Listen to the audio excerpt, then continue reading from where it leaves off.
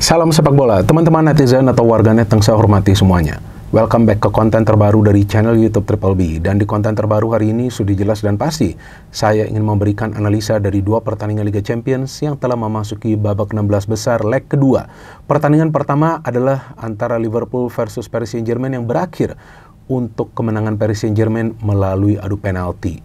Setelah sebelumnya Paris Saint-Germain berhasil meraih kemenangan dalam waktu reguler dengan skor 0-1 sehingga menyamakan kedudukan atau skor agregat 1-1.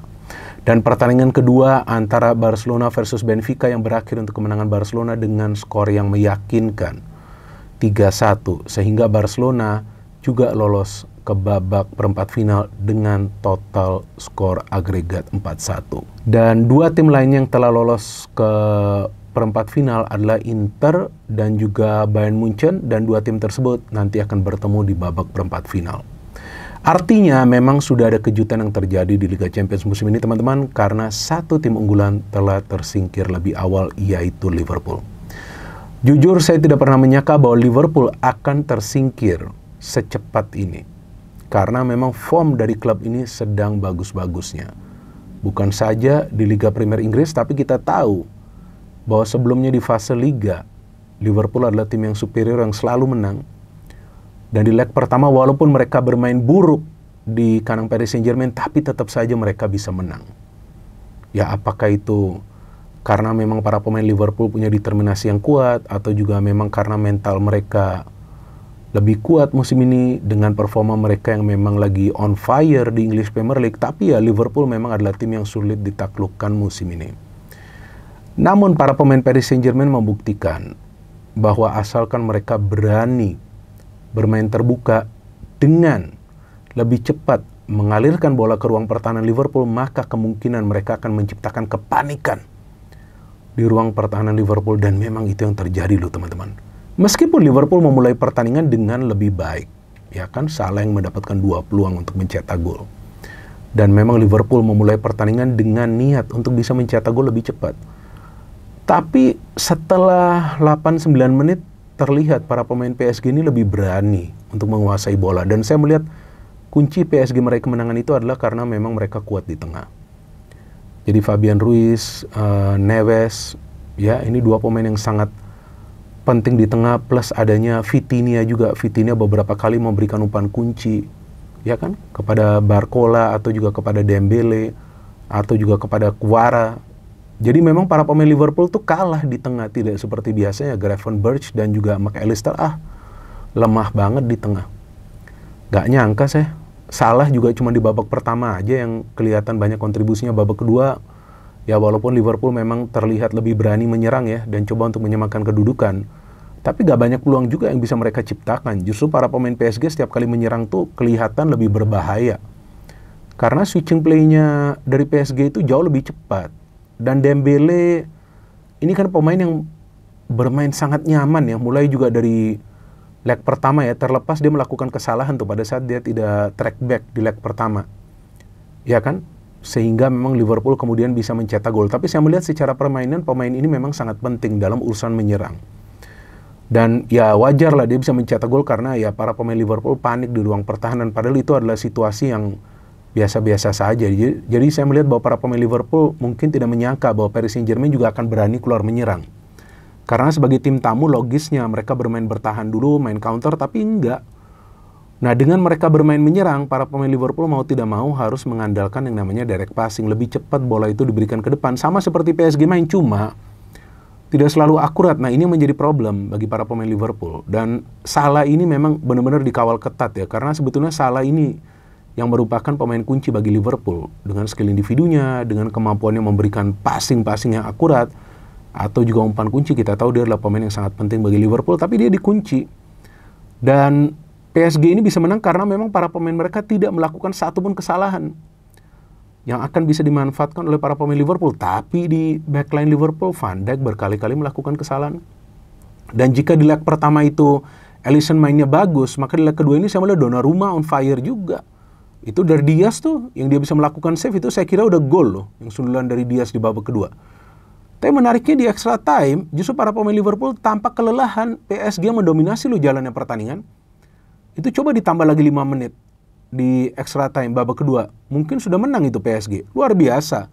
Mereka menciptakan banyak peluang di babak extra time. Saya kira ini udah akan selesai nih di extra time. Tapi ya memang Alisson di extra time itu dipaksa untuk melakukan beberapa penyelamatan yang krusial. Jadi saya melihat kegagalan Liverpool ini untuk bisa meraih kemenangan atau juga menyamakan kedudukan karena memang bolanya nggak bisa mengalir dengan akurat ke depan. Mereka tampak terburu-buru, apalagi sudah tertinggal lebih cepat kan di menit ke-12 itu. Dembele mencetak gol dan saya pikir credit point bagi Luis Enrique ya, pelatih dari PSG yang tidak mengubah style of play dari PSG. Nah ini yang membuat Arne Slot juga bingung bagaimana caranya mereka bisa mengantisipasi kecepatan dari para pemain PSG. Karena Liverpool tuh di posisi sayap tuh ya, lebih sering tuh ruangnya terbuka. Maka itu Dembele dan Kwarani enak banget. Dan juga Barcola, wah banyak space yang mereka dapat. Seandainya finishing mereka bagus, ya mungkin nggak perlu juga adu penalti. Tapi yang menariknya di adu penalti ini loh. Ini kan di kandang Liverpool ya, di Anfield ya. Gak gampang loh menang adu penalti. Kalau nggak salah tim terakhir yang menang adu penalti di Liga Champions lawan Liverpool itu adalah Atletico Madrid. Ya kali ini PSG juga bisa melakukannya dengan baik. Tidak ada pemain mereka yang bisa ya, atau tidak ada pemain mereka yang gagal konversi penalti, sedangkan dari Liverpool ya saya kaget juga Nunes bisa gagal, apalagi terus kemudian Curtis Jones cuma Salah aja yang bisa konversi kan. Ya seperti yang tadi saya katakan, Salah ini memang pemain kunci, tapi kan nggak bisa hanya mengandalkan Salah, nanti serba salah loh. Dan itu yang terjadi kan, artinya para pemain PSG ini sudah paham pokoknya press, attack, press, attack, press, attack, jangan kasih para pemain Liverpool itu ruang. Ini tim yang berani bermain terbuka sehingga mereka bisa mendapatkan hasil akhir yang positif meskipun harus dari adu penalti. Tapi secara permainan memang PSG tampak jauh lebih meyakinkan. Jadi kalau menurut saya PSG layak lolos ke babak perempat final bukan karena mereka beruntung atau secara kebetulan. Tapi di adu penalti pun mereka tampaklah para pemain mereka itu sangat percaya diri. Ya, bahkan saya melihat para pemain mereka yang bermain di pertahanan itu berani bermain dengan garis pertahanan yang tinggi. Dan sekarang saya ingin membahas pertandingan antara Barcelona versus Benfica yang memang dari ya awal juga saya sudah mengatakan di Barcelona adalah tim yang sangat kuat. Dan pada saat menang di Benfica saja mereka sebetulnya bermain cukup lama ya dengan 10 pemain. Tapi tetap saja mereka menang.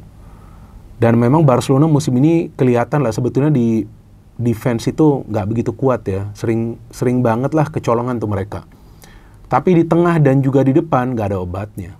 Di tengah kita lihat Pedri bermain sangat baik sama seperti di leg pertama.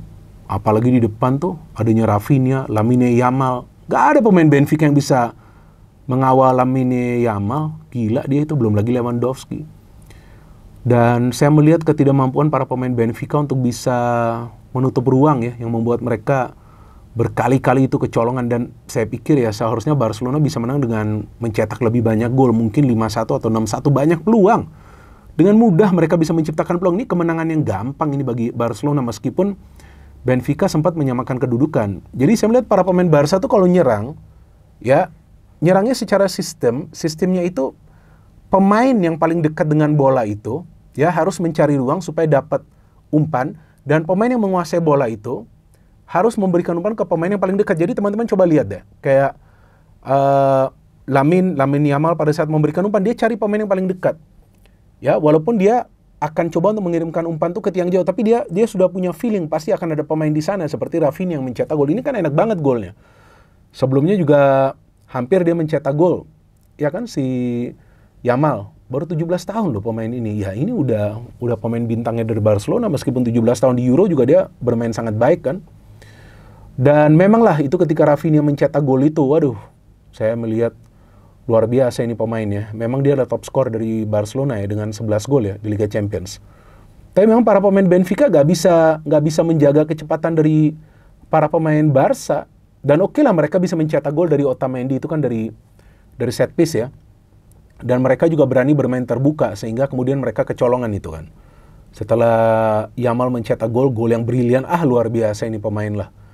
Dia tekuk gitu badannya ya kan, dia cari pojok kanan atas dari posisi penjaga gawang dan dia bisa mencetak gol. Ya ini kehebatnya dari Barcelona. Memang mereka punya pemain-pemain yang bagus dari youth system ya. Memang Barcelona dengan Madrid ini kan beda ya.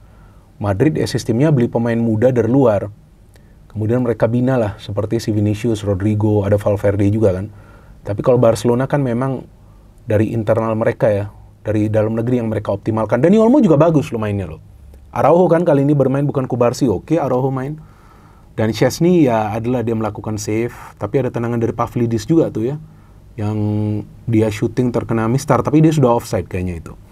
Jadi memang taktik offside juga dari Barcelona ini juga sangat penting loh. Berkali-kali mereka bisa memakai taktik offside ini, tapi counter dari Barcelona juga gila. Itu counter itu, ya kan keteteran para pemain Benfica, tiba-tiba bola bisa dari Balde ke si Rafinha.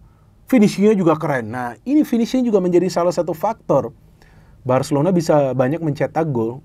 Nah, inilah bedanya dengan tim-tim lain yang bermain di Eropa.